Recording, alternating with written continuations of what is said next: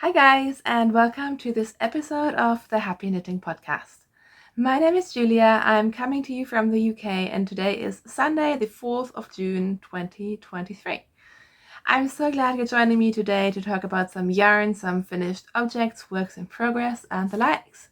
So if you're watching for the first time, then welcome. And if you are coming back, thank you so much for being a regular viewer or subscriber of this podcast. Sorry, I'm out of breath. I just stumped up these stairs into my yarn loft, and I hope the lighting is going to be okay for this episode, because essentially I have sun coming in from these Velux windows up there, so if I move forward you can tell. Anyways, it's quite warm. I usually have these blinds shut, so it stays relatively cool for me to be able to work and knit and spend time up here. But yeah, we'll see how it goes. It's a very hot day in the UK. I mean, it's not hot, but it's hot for the UK, and we've basically had winter until May. So yeah, there you go. Weather report done. I have some coffee with me, which is dangerous because it's 4 p.m. It's coffee number 3 for today, but oh well. So should we get started? I do have a finished object, and I decided to not model it for you today because I would just die from heat, and I'm sorry. But as you may be able to guess, I have finished my 4th lentil sweater by Jonna Hietala. I knit this using a single strand of British wool from Uppingham Yarns, paired with a single strand of mohair from Nori Yarns, both are here in the UK.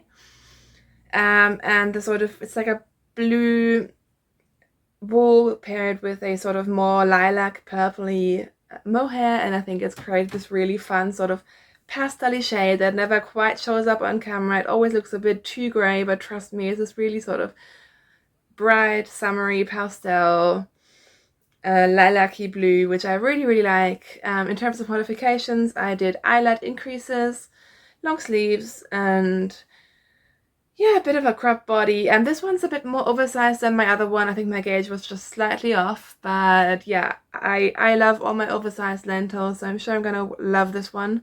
Honestly, I haven't tried it on yet because, again, it's been warm. I also have not blocked it, so I think it may look a little bit more pristine once it's blocked, but I don't really care. I love it, it's done, and this is currently my last lentil. I have not cast on another one. You will be surprised to hear. So yeah, who knows? Maybe we've reached the end of the lentil phase for now. We will see. Next up, I have a almost finished object. Honestly, if I sat down instead of recording this podcast, I could finish this in like 30 minutes. And this is my Tolster tee, which has some ends hanging off. But this is the Tolster by Creya Bear, who is Rebecca Clow, knit in the suggested yarn, which is woolly knit cotton. I was going to say cotton merino, but it's 100% cotton.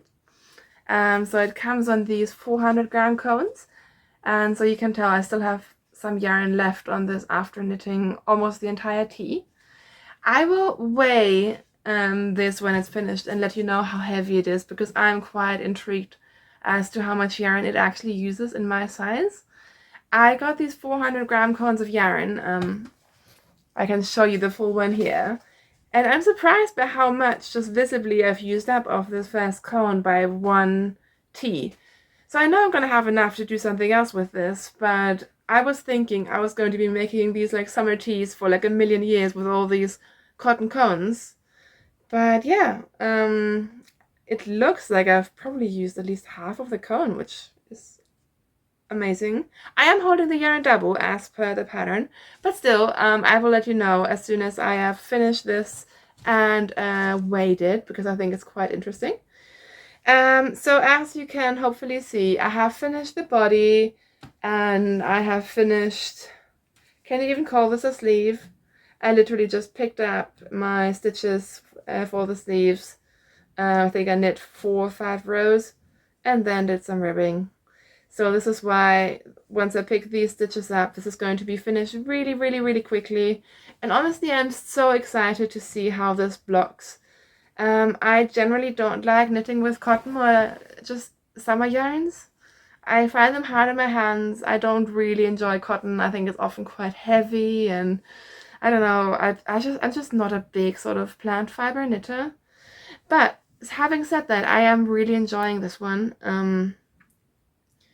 Yeah, so it's already very soft and drapey and everything now, so I'm curious to see how it'll block out. I have tried this on. It is quite oversized on me, and it's also, I wouldn't say it's cropped. I think it just hits like the hem of my jeans. So I'm planning to wear this with shorts, and I think it'll be really, really cute. Although I I tried this on yesterday, and my husband Kai was like, "You look like a granny," which wasn't very flattering at all. I disagree. I think it'll be cool, and I don't care what he says. But yeah, surprising feedback there. But yeah, so there we are. Toaster is almost done. I'm using the colorways natural beige and magenta for the stripes. In hindsight, I think I should have done 1 row stripes.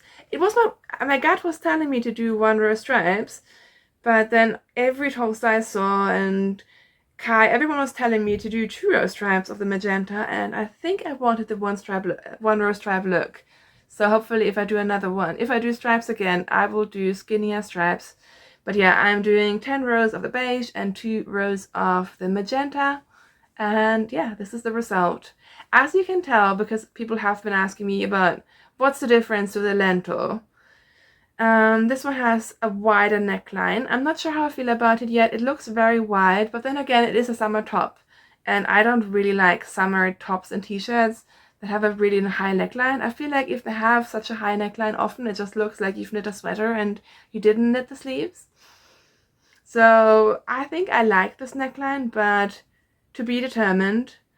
I also thought that the grading on this pattern was quite good, because with a lot of raglans, including the lentil, what you do is you have equal increases on the body and the sleeves, and then obviously if you knit this in either a very large or very small size, it doesn't really make sense because your arms don't proportionally necessarily get bigger as your chest circumference gets bigger, to sum it up very briefly.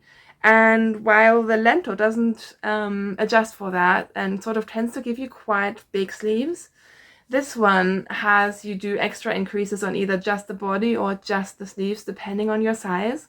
So I thought that was really handy. I think the size that I knitted, I was sort of like straight in the middle, so mine was a very normal raglan, but I think the sizing on this is quite good. I was quite impressed with that. So yeah, that is, and also again, this is written sort of for a cotton or plant fiber. I think this one has a 17 stitch gauge and the lentil has a 15 stitch gauge. So obviously those are not huge differences, and no one here has invented a new raglan. But I think there are some differences, and I do think this is quite fun. Again, could I make this up? Absolutely. But honestly, rather than crunching numbers, I'd like to spend, £6-7 and then spend my time knitting and just following a pattern rather than always putting my thinking cap on, because let's face it, by the end of the day I'm usually tired and I don't have any mental energy to do complicated maths for what is a simple raglan. So there you go, that is my toaster. Sorry, I feel like I can't move. If I don't move, the lighting is okay. Next up, I have cast on something really, really exciting, and that's actually the reason I did choose to podcast today. So to give you a bit of a backstory, I've been wanting to cast on a more woolly knit, which I know is kind of crazy. We're in the beginning of June now, but the hard ones were the hard ones, and I wanted to knit some woolly garment. Originally, I was thinking cables because I have quite a couple of cabled sweaters on my mind. There's one by Tin Can Knits. What's their latest collection? They have a collection with all like cabled garments and cabled accessories. It's like black and white pictures. If I remember, I will put it on screen. If not, sorry, just go on Tin Can Knits site or Ravelry or whatever you use. You will find it, and they have a couple of cabled sweaters on there that I really want to knit. But so I was going through my favorites and my patterns, and ideally I just wanted to knit something that was either free or in my patterns already, because I do tend to buy a lot of patterns and I'm not always great at actually knitting them. And I stumbled across a colorwork pattern that I bought when it came out in 2019. And I've been wanting to knit it, and I finally am doing it. And that is the Eastlander sweater by Ellie of Skandir Knits. So the Eastlander is a very sort of traditional Norwegian pattern. It's been around for a long time. You can buy ready-made Eastlander sweaters from stores. At least you can in Scandinavia, I think. But what Ellie has done is that she's created this version that is essentially top-down, knit in one piece, if that makes sense.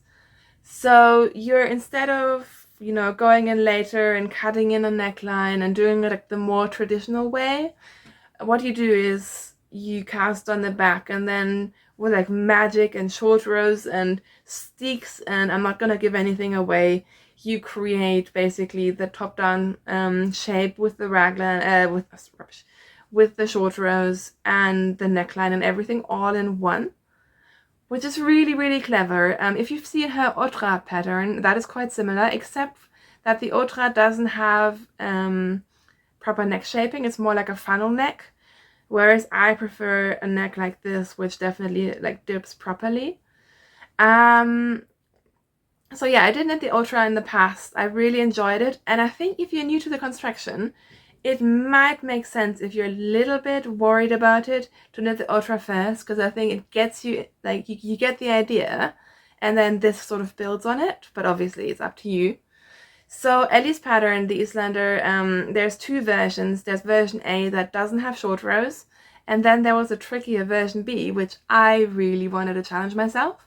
So if you remember, last week I was talking about how I always only ever make boring, like stockinette, non-challenging knits, and immediately I had to change my mind and do the opposite.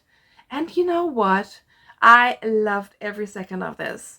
So I've knit a little bit of colorwork flat in my life, but not very much. I wouldn't have said before this that I'm confident in knitting flat colorwork. But through this, I have learned, because you do the back and you do all these short rows to shape this shoulder. So if you can see here, there's a drop here, and basically up to this drop you knit flat with short rows in pattern. And you know what was really, really fun? I think it took me one whole evening. Like, I was focused. I wasn't doing anything else. This was not TV knitting.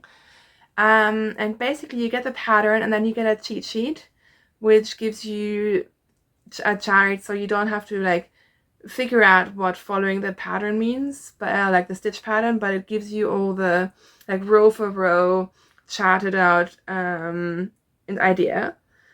So you do the back, and then through some magic and picking up stitches and so on, you do the front and you do the neckline at the same time. And the neckline is steeked, so there was a steek in here, so originally it would have been sort of joined up here, and because I'm me, I need to like finish necklines immediately, because I always want to see how things are going to fit. So as soon as I was sort of past the steek a little bit, I did secure my steek, cut it open, and I added the neckline, which is a folded neckline. And the pattern wasn't super clear in it. It looked like a folded neckline. I think it just didn't particularly say that you're supposed to fold it down. But anyways, that is what I did, because I do think it creates a beautiful finish. Like, this looks pretty store-bought, if I can say that myself. I am very proud of this. Obviously a non-knitter will have no idea about this, but I am really excited about this garment. So now it's going to be really, really simple. I have the steeks in for the armholes, so I'm going to eventually cut those open, and I'm going to obviously attach the sleeves here at some point. I'm also dropping stitches. There you go.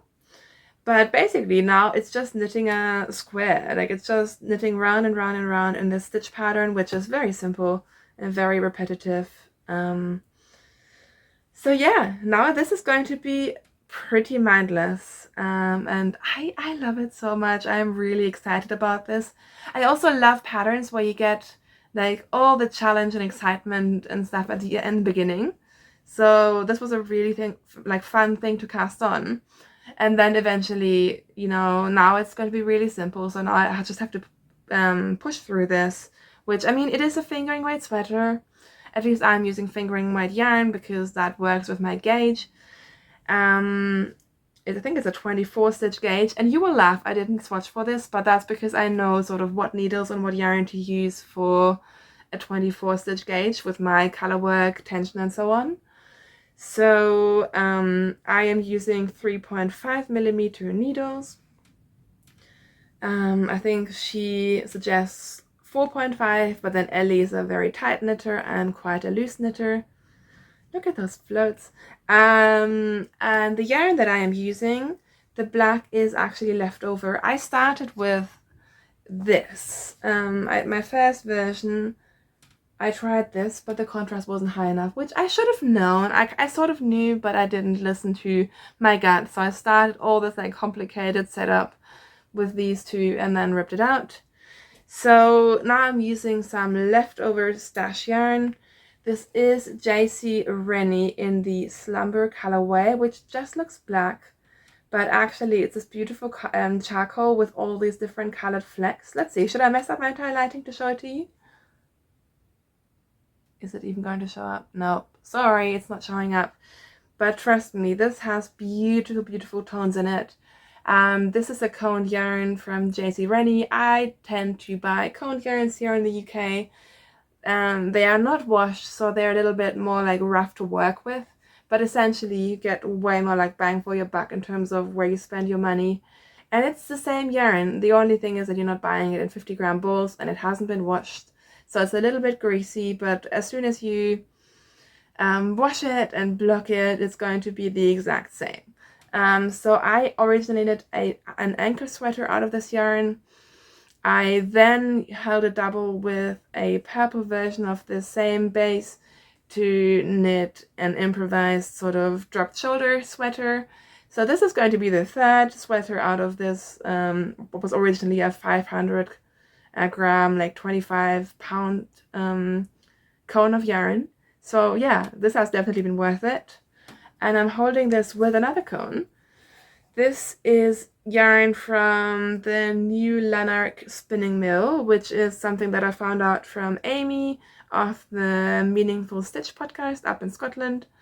So this is proper Scottish yarn. I'm really excited by it. It's the first time I'm trying it.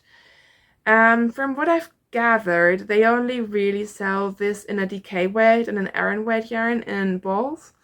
But they did have some 4-ply cones on their webpage, and I just blindly trusted Amy.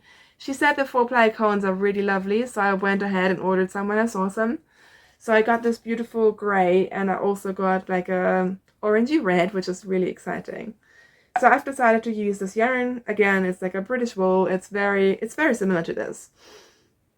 Like the JC Rennie, New Lanark, Woolly Knit, Uppingham yarns, I think they all have sort of similar woolen spun British wool, which I really, really enjoy. So yeah, I think these work really well. And incidentally, I have been planning to knit more sort of black and white, black and grey, monochromatic sweaters for a while. Like there's something about monochromatic color work and knitting that I really, really enjoy and I think goes really well with my wardrobe, and I never make it. So I've been like thinking about like a cowl for a knit along for like neutrals or something, or like black and white or black and whatever for a long time, and here I am. I'm knitting exactly that, and I'm really excited by this, as you can tell.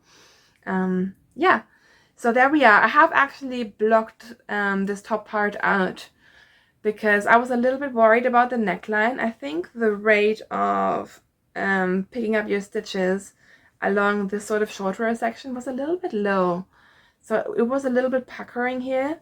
And with blocking, I think it's fine. It's not 100% perfect, which slightly annoys me, but I'm not going to rip out the neckline and do it again because this was a lot of knitting, like a lot of ribbed, and like obviously you have to knit twice the length to fold it over. It was a lot of ribbing on 2.25 millimeter sock weight needles, and yeah, I'm not doing it again. It's going to be fine. I blocked it out, so I think it'll be fine. It'll be on my body and no one will know. So yeah, that is my Eastlander sweater. Very excited about it. And there you go. Finally, some exciting color work content on this podcast. Oh, I'm so hot. I am so hot. This is going to be a short episode again, just to let you know. In terms of other projects, the only really, well, I haven't even made that much progress, but I have finished one of my socks from my gradient socks. I literally finished this sock minus the grafting like an hour ago. I knit this during today's F1 race. This once again is Gusto Wool Echoes, which is a gradient yarn that you get in like 2 matching 50-gram skeins that make 2 matching gradient socks. So this is just very basic, 64 stitches, 2.25 millimeter sock with a shadow wrap heel, which is my preferred way of knitting a heel. I used to make fish lips kiss heels for years and years and years and years, and then I found out about the shadow wrap heel, which F Tones Girl has a great tutorial for that and a pattern as well. I followed her video tutorial on YouTube, but I believe she has tons of like more detailed patterns and instructions and all of that. And ever since finding that, that's basically every heel I knit except for afterthought heels, I will make the shadow wrap heel because I really enjoy it. It's really quick. It's really simple. It's a shorter heel similar to the fish lips kiss heel, but just sort of one less step to do. So yeah, that is my heel of choice. So yeah, that is what I've been knitting on, and all I have left to talk about are some knitting plans. By the way, thank you so much for everyone who's sort of given their input and opinion about my podcasting format and length of videos on last week's videos comments. I'm so glad that most of you seem to really enjoy shorter episodes because that really works for me. I think I'm just finding it easier to get the content out there and sit down quickly, maybe spend half an hour recording, do minimal editing, and then send it out into the world rather than having stuff stack up and then I just have too much stuff to talk about and I start rambling and no one enjoys that. So thank you for that. And I do have a question for you this week because who am I? I am thinking about making some smaller sort of cotton projects. As I've mentioned many times, I don't really knit with cotton. I don't have much of a cotton stash at all. Like I think beyond my woolly knit cones, I have one t-shirt quantity of drops cotton that maybe I think I'm gonna turn into another Anchors tee. And then I just have some random like leftover balls from a baby blanket that I started from just random bits and pieces. But I feel like doing some face cloths. So Pal Soho just brought out a pattern which looks really, really fun. And I need to restrain myself from not buying their cotton because I'm sure it's lovely and I always fall for everything that Pal Soho does, but it's not really worth shipping it from the US. I think there's plenty of cotton here. But I like so they have like these square face cloths which look really fun. I'm not sure if they're meant to be for face cloths or dishcloths or whatever, but same thing, isn't it? So I'm thinking about making some of those because their patterns are always free. I know tons of people are doing is it Granny's favorite dishcloth, which maybe I'll do. It's not it's not my favorite in terms of the visual, but it looks quite nice. I know I could also do some mitered squares, but I would be interested from you guys. I'm sure there's lots of experience out there. If you know of any simple sort of face cloth, dishcloth, towel patterns, I would love to hear about them. I will say I probably won't do linen stitch But besides that, I'm pretty open. So if you have any recommendations for that, that would be great. And also, if you have some recommendations for sort of affordable non-drops cotton to acquire in the UK, like something that's easily available, I would really appreciate it. I was actually in John Lewis today, which has yarn, and I was looking at the Rowan cotton, which I have heard great things about, but I just don't want to spend that amount of money on cotton. Like, it sounds stupid because I'm very happy to spend money on yarn, but yeah, I don't know. I just want to make some face cloths and like something very basic. So if you have some good recommendations for me, especially cotton that isn't super, super, super hard and like stringy on my hands when I knit with it, I need something that is pleasurable to work with. So I would be interested to know. I know there's also like cotton and bamboo blends out there. I've heard good things about that. Have not tried them.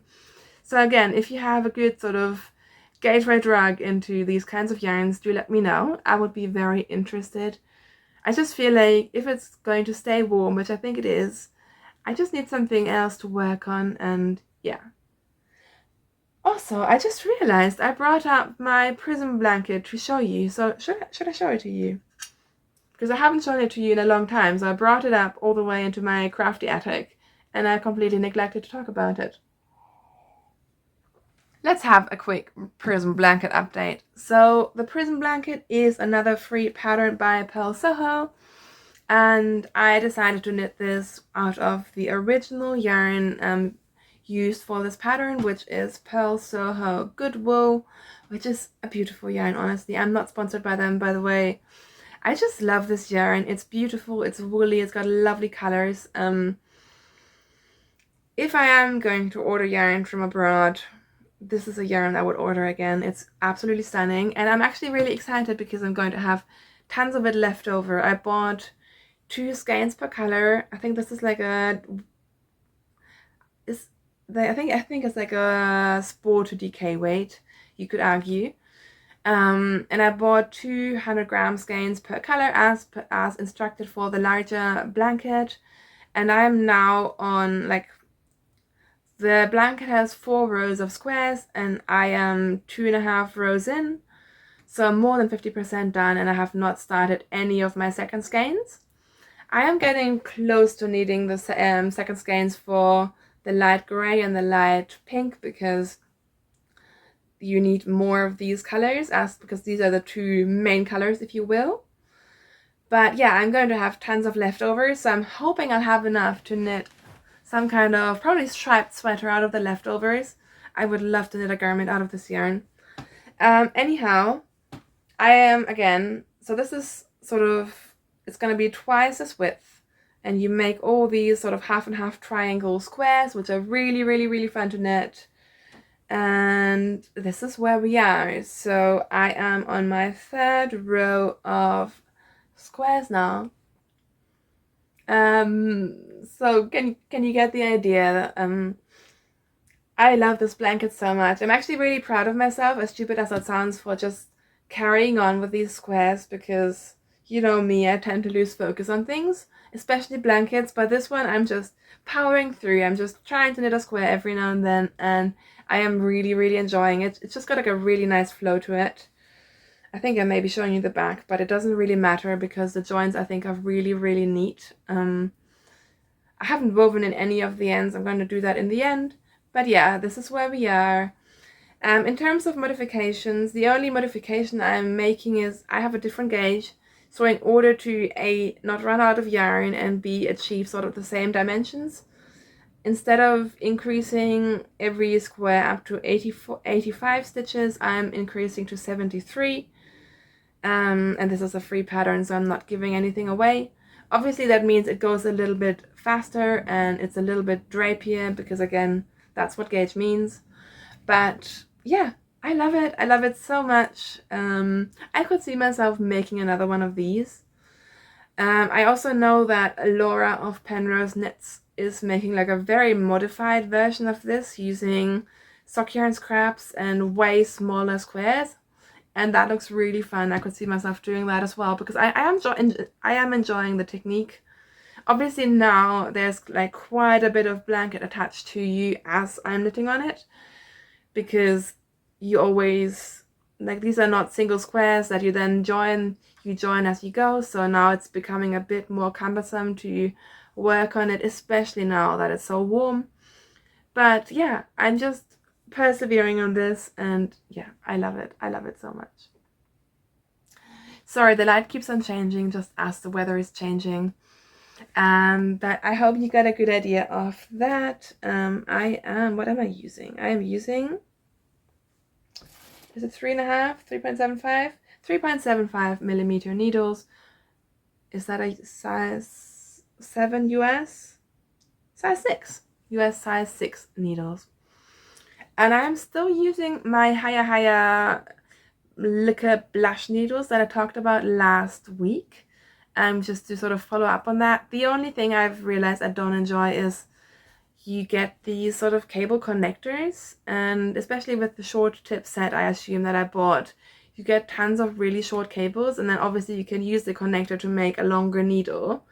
And I tried that with my Eastlander sweater, but I didn't enjoy it. I didn't enjoy the connecting the cables, because obviously then you have this metal sort of solid piece within your needle, and I just found that a bit awkward. So I think what I'm going to do is, for sort of normal circumference knitting, I'm going to order some extra cables, because at the moment what I'm doing is I'm just using my Knit Pro cables that I have from my Knit Part Nova set. They are the purple ones, whereas the blush ones are just slightly more pink. There's not much of a difference, but more importantly, the blush cables, they're a bit like bendier, and they have the swivel bit, which I think is quite nice. So I think I'm going to get myself some more cords, but the needles themselves, I'm really enjoying them, and I'm using the short tips now for all kinds of projects, not just for like sleeves and hats and so on, and I find them quite comfortable to knit. So yeah, that's a little update on the liquor needles. Again, if you're interested in those, and again, not sponsored, just my opinion, I talked about them quite at length last week, so you can go back to that episode. I was also asked, in terms of fixed circular needles, what do I like to use? And it sort of depends on what the project is. In terms of socks, my favorites, hands down, are the Hayas. There's Haya steels and Haya sharps. I tend to have the sharps, but I actually prefer the steels. I just have bought all these sharps over the years. But I think one day I should spend some money and get the steels, because they're just not as sharp, and I actually enjoy the tip a lot more. In terms of like non-sock needles, what I tend to use mostly if I'm using fixed circulars are actually sort of very affordable needles. I actually like Knit Pro fixed circulars. I know a lot of people don't, because the quality, it changes, but they're quite affordable. And I think especially during lockdown, I just stocked up on the Zings and the Novas, and I think I have most of the Zings in sort of sweater sizes, and I use them a fair bit. I'm sure they're nicer needles. Probably it would make sense to invest in some fixed, either Haya or Chagoos, but yeah, I use a lot of Knit Pros for my fixed circular needles. I have some leftover Addi red lace. Is it red lace? Addi lace needles. I think I call it Addi lace needles. I know lots of people hate them. Ellie of Scandia did a review on needles the other day, and she hated on them, and I know why. I do know why, but I have them, so I'm using them. I'm not very fancy. So yeah, maybe if you're into metal needles, that will help you out. I do enjoy the Chiaogu needles for socks as well. I just find them a tiny bit too grabby, so I tend to just always go back to the Hayas for socks. But again, I think you can't really go wrong. That helps. Anyways, this has been way more than a short podcast now, and I'm so warm. I'm going to end this here. Thank you so much for watching today. I hope you enjoyed this podcast, and I will hopefully see you very, very soon. Until then, have a nice rest of your weekend. Have a good week. Stay safe, stay healthy, and happy knitting. I will see you very soon. Bye!